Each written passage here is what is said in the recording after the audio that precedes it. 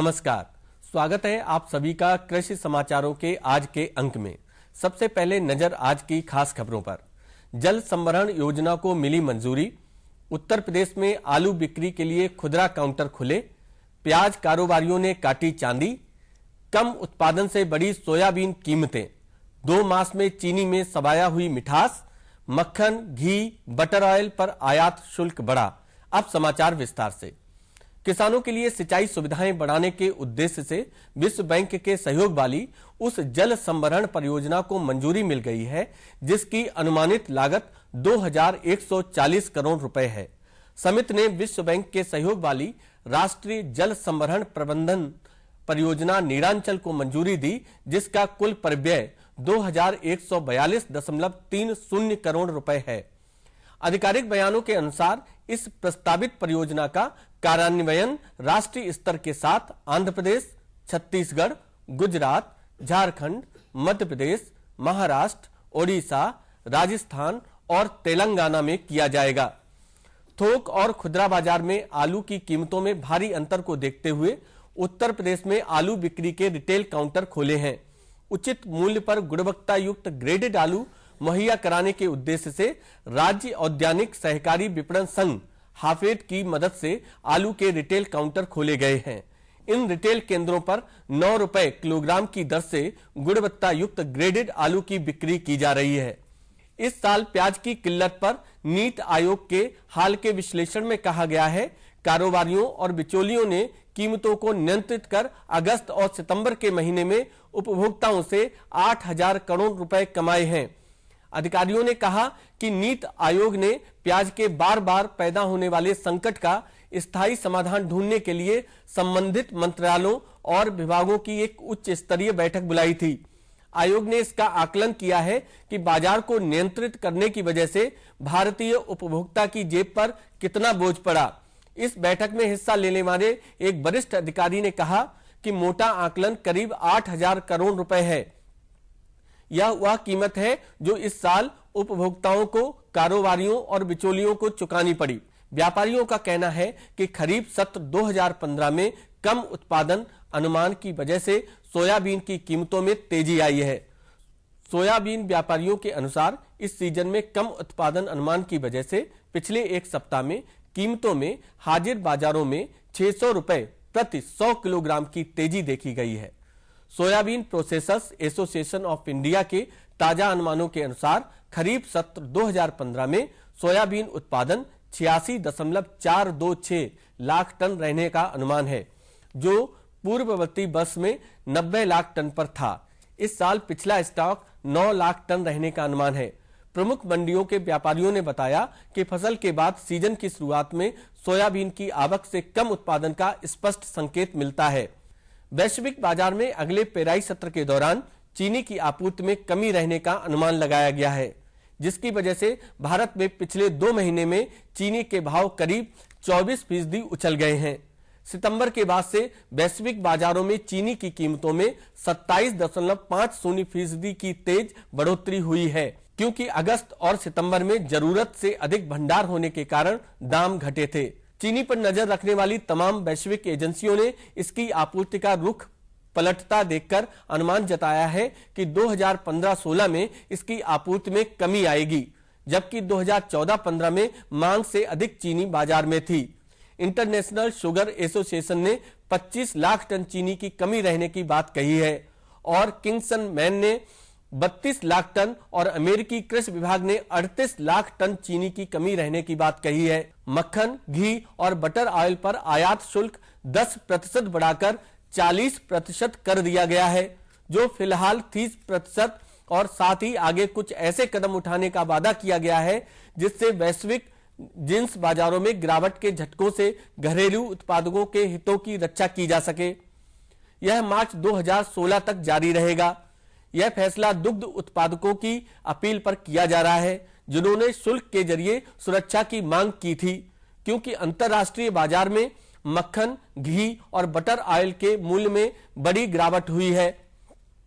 कृषि समाचारों के बाद आइए अब जानकारी लेते हैं प्रदेश की प्रमुख मंडियों में ताजा मंडी भावों की।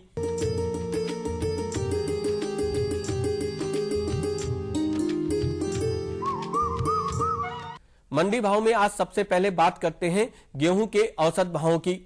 लखनऊ की मंडी में गेहूं 1525 रुपए प्रति क्विंटल, कानपुर की मंडी में 1510 रुपए प्रति क्विंटल, कासगंज की मंडी में 1570 और वाराणसी की मंडी में गेहूं का औसत भाव 1600 रुपए प्रति क्विंटल रहा। बात अगर चावल के औसत भाव की करें तो लखनऊ की मंडी में चावल 2220 रुपए प्रति क्विंटल, कानपुर में 2180 रुपए, कासगंज में 2260 और वाराणसी में चावल का औसत भाव 2200 रुपए प्रति क्विंटल की दर से रहा। बात अगर अरहर की औसत कीमतों की करें तो लखनऊ की मंडी में अरहर 7440 रुपए, कानपुर की मंडी में 7500 रुपए, कासगंज में 7570 और वाराणसी की मंडी में अरहर का औसत भाव 7700 रुपए प्रति क्विंटल रहा। गुड़ की औसत कीमतों की बात करें तो लखनऊ की मंडी में गुड़ 3390, कानपुर में 3500, कासगंज में 3350 रुपए और वाराणसी की मंडी में गुड़ का औसत भाव 3420 रुपए प्रति क्विंटल रहा। सब्जियों में टमाटर पर नजर डालें तो लखनऊ की मंडी में टमाटर 2100 रुपए प्रति क्विंटल, कानपुर में 2290, कासगंज में 2200 और वाराणसी में टमाटर 2310 रुपए प्रति क्विंटल की दर से रहा। भिंडी की औसत कीमतों की बात करें तो लखनऊ की मंडी में भिंडी 1800 रुपए, कानपुर में 1880 रुपए, कासगंज में 1840 रुपए और वाराणसी की मंडी में भिंडी का औसत भाव 1780 रुपए प्रति क्विंटल रहा। और अब एक नजर आलू के औसत भावों पर। लखनऊ की मंडी में आलू का भाव 760 रुपए प्रति क्विंटल, कानपुर में 770 रुपए, कासगंज में 840 और वाराणसी की मंडी में आलू का औसत भाव 810 रुपए प्रति क्विंटल रहा। तो ये थे आज के कृषि समाचार और मंडी भाव। कल के अंक में हम फिर आपके लिए लेकर आएंगे कृषि जगत से जुड़ी नई नई जानकारियां और मंडी भाव। तब तक के लिए दीजिए अनुमति। नमस्कार। मेरे साथ बोलो ए बी। अरे नादान, बच्चे को एबीसी सिखा रहा है। अरे काम धंधे की एबीसी तू कब सीखेगा? ये देख विज्ञापन। तेरे जैसे कृषि विज्ञान सीखे हुए युवाओं के लिए भारत सरकार के कृषि मंत्रालय ने एक योजना बनाई है, एबीसी। जी हाँ, ACABC यानी एग्री क्लिनिक्स और एग्री बिजनेस सेंटर। इसके तहत कृषि विज्ञान पढ़े युवाओं का चयन होने पर उन्हें मुफ्त ट्रेनिंग दी जाती है और हाँ, अपना कारोबार चलाने के लिए बैंक से लोन भी मिलता है। इसके साथ ही अगर युवा अपने इलाके के किसानों की खुशहाली के लिए उन्हें खेती बाड़ी व अपने कारोबार से जुड़ी लाभदायक जानकारी देते रहेंगे तो उन्हें लोन पर 36 से 44% तक की सब्सिडी भी मिलेगी। तब तो मैं जरूर सीखूंगा काम धंधे की एबीसी। शाबाश। चलो अपनाएं स्वरोजगार, खेती में हो विकास अपार। खुशबू की फुहार में, स्वाद की बहार में, तरक्की की तानों में, खिलती मुस्कानों में, हरे भरे पौधों में, बड़े बड़े सौदों में, मधुर भिनभिनाहट में, खुशियों की आहट में, बागवानी मिशन, हमारी चाहत, आपकी मुस्कुराहट।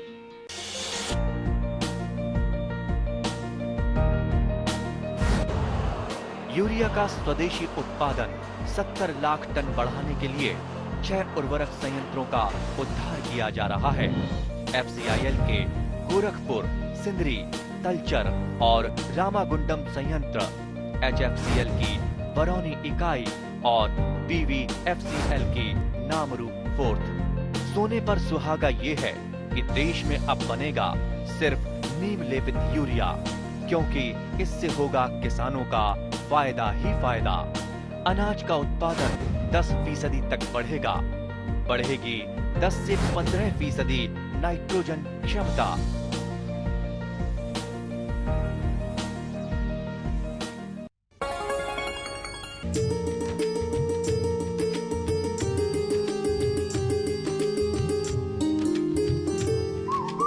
कृषि समाचार के बाद कृषि दर्शन कार्यक्रम में एक बार पुनः आपका स्वागत है। बहनों भाइयों, हमारे किसान भाई दिन रात कठिन परिश्रम करते हैं। और जब परिश्रम के उपरांत जब फसल तैयार हो जाती है तो बात आती है विपणन की।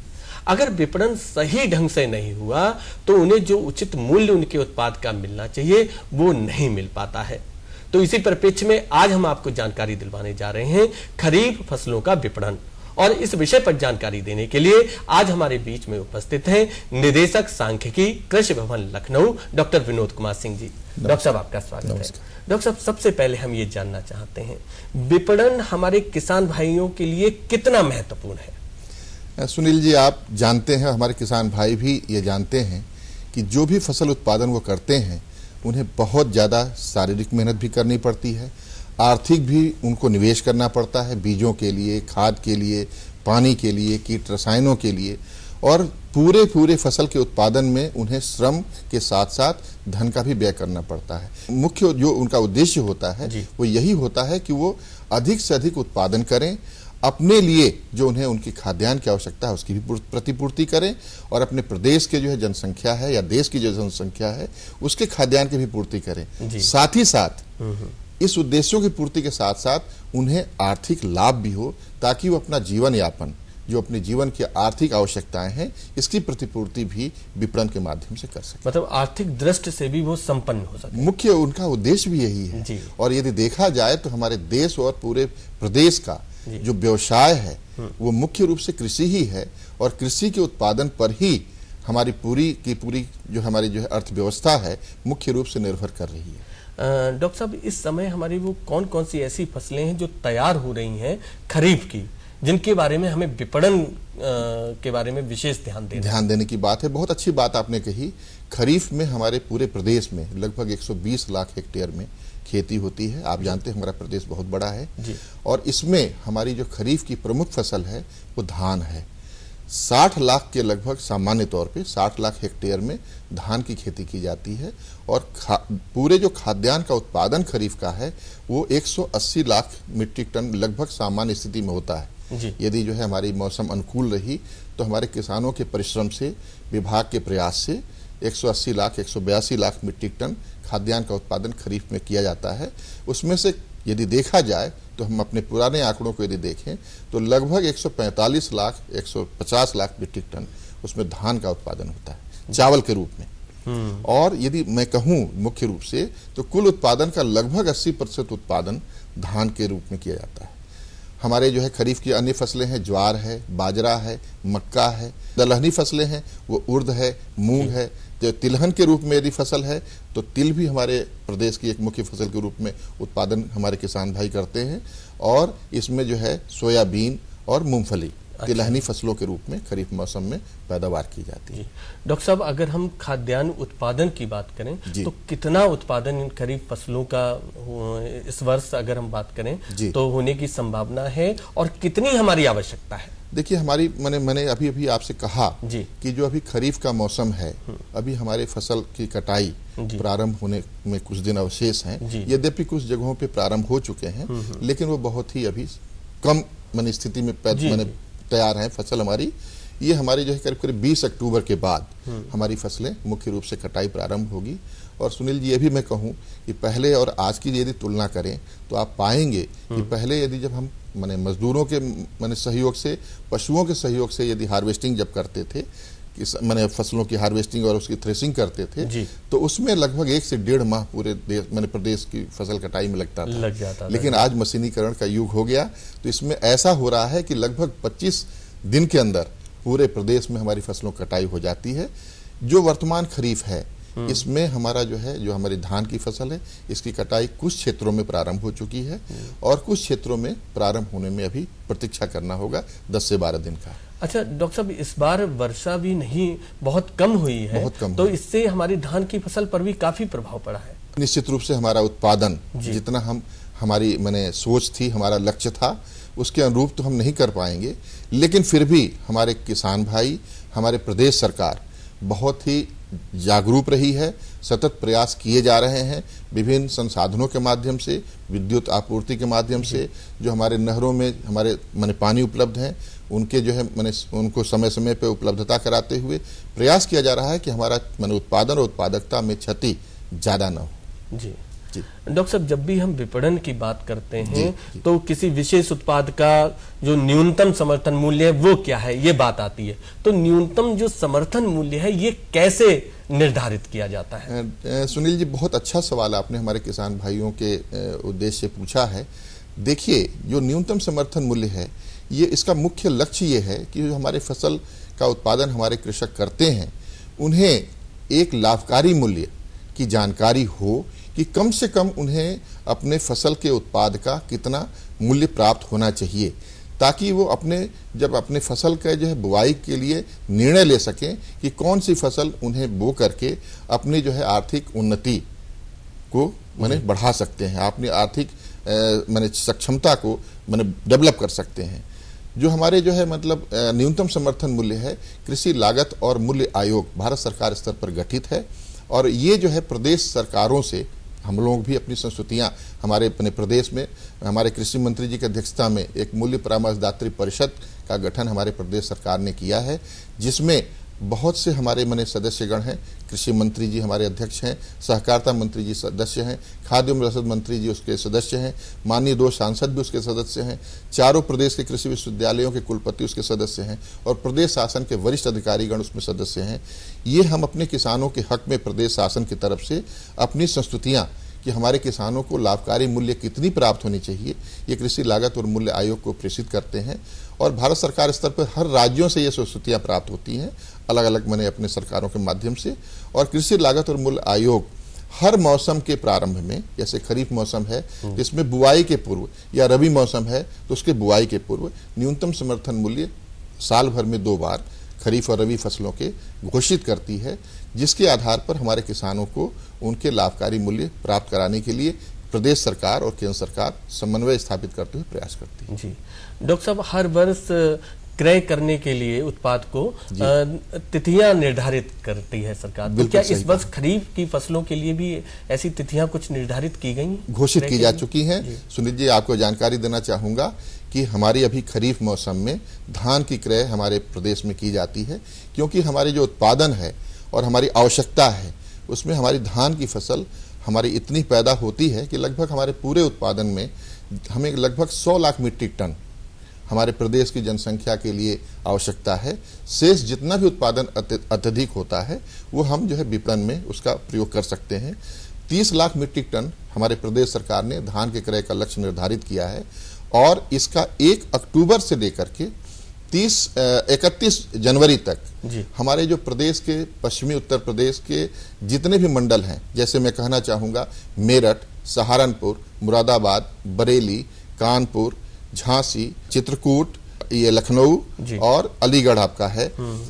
इस तरह से जो हमारे जो 10 मंडल हैं, जो लखनऊ तक के हमारे जो मंडल है पश्चिमी उत्तर प्रदेश के, इनमें क्रय की तिथियां हमारी 1 अक्टूबर से 31 जनवरी तक रखी गई हैं। और जो है हमारे लखनऊ से जो पूर्वी क्षेत्र के जो हमारे मंडल हैं, इनके जो है अवशेष जो हमारे 8 मंडल हैं, इनकी तिथियां 1 नवंबर से लेकर के 28 फरवरी तक निर्धारित की गई हैं। 30 लाख मीट्रिक टन हमारे क्रय केंद्रों के माध्यम से लक्ष्य निर्धारित किया गया है और भारत सरकार के द्वारा सामान्य धान का 1410 रुपए प्रति कुंटल के हिसाब से मूल्य निर्धारित किया गया है और जो हमारे जो है ग्रेड ए है, धान सामान्य धान से अच्छे क्वालिटी के उनके जो है धान होते हैं, इसलिए धान ग्रेड ए का जो मूल्य निर्धारित भारत सरकार ने किया है 1450 रुपए प्रति कुंटल। इसके हिसाब से पूरी क्रय की व्यवस्था हमारे प्रदेश सरकार ने कर रखी है। और जो विभिन्न एजेंसियां हैं, सुनील जी बताना चाहूंगा, हर जनपद में हर ब्लॉक के स्तर पर विभिन्न एजेंसियों के क्रय केंद्र खोले गए हैं। अच्छा, ब्लॉक स्तर पर भी? जी, उसमें जो है विभिन्न एजेंसियां हैं, उनको जो है उनका लक्ष्य दिया गया है। राज्य सरकार की जो है 10 एजेंसियां हैं और भारत सरकार की भारतीय खाद्य निगम के माध्यम से भी क्रय किया जाता है। और इनके जो है क्रय केंद्रों को पश्चिमी उत्तर प्रदेश के तो क्रय केंद्र हमारे 1 अक्टूबर से प्रारंभ हो गए और जो हमने आपसे बताया कि लखनऊ के बाद के जो पूर्वी क्षेत्र के हमारे जो है मंडल हैं, इनके क्रय केंद्रों को 1 नवंबर से खोला जाएगा। क्योंकि होता यह है कि जो हमारे पश्चिमी उत्तर प्रदेश के जो धान की जो बुआई और रुपाई होती है वो थोड़ा सा पहले हो जाती है, इसलिए उसकी कटाई भी पहले हो जाती है। इसलिए तिथियों में 1 महीने का अंतर रखा गया है और जो है हमारे 1 नवंबर से पश्चिमी उत्तर प्रदेश के बाद के जो हमारे जनपद हैं, ये हमारे पूर्वी उत्तर प्रदेश के भी जनपद में क्रय केंद्र प्रारंभ हो जाएंगे। डॉक्टर साहब, यहाँ पर एक बात और मैं अंत में पूछना चाहता हूँ जी। कि एक सामान्य किसान को जी विपणन से संबंधित किस विशेष बात का ध्यान रखना चाहिए? देखिए सुनील जी, सीधी सी बात मैं कहूँ तो ये तो जो समर्थन मूल्य घोषित किए जाते हैं जी।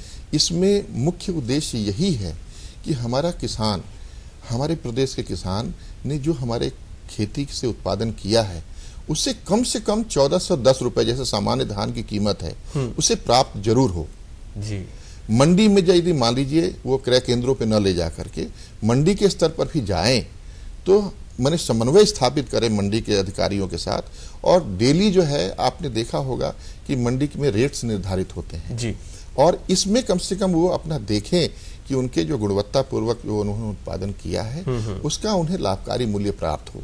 मतलब अभिप्राय ये है कि जो न्यूनतम समर्थन मूल्य है उससे कम मूल्य पर उन्हें हो अपना कम मूल्य न प्राप्त हो, क्योंकि जैसे कई बार क्या होता है कि किसान के घर से माने क्षेत्रीय स्तर पे जो माने कार्य करने वाले व्यापारी हैं वो चाहते हैं कि न्यूनतम समर्थन मूल्य से कम माने मूल्य पे उन्हें जो है मैंने फसल दे दी जाए, उसमें हमारे किसान भाइयों को आर्थिक नुकसान होता है। जी डॉक्टर साहब, आपने इतनी उपयोगी जानकारी हमारे किसान बहन भाइयों को दी, इसके लिए आपको बहुत बहुत धन्यवाद। बहनों भाइयों, जैसा कि डॉक्टर साहब ने बताया कि खरीफ फसलों की जो विपणन है वो किस तरह से किया जाए, किन किन बातों को ध्यान में रखें, डॉक्टर साहब ने जो बातें बताई उस पर आप अमल करेंगे तो निश्चित रूप से लाभान्वित होंगे।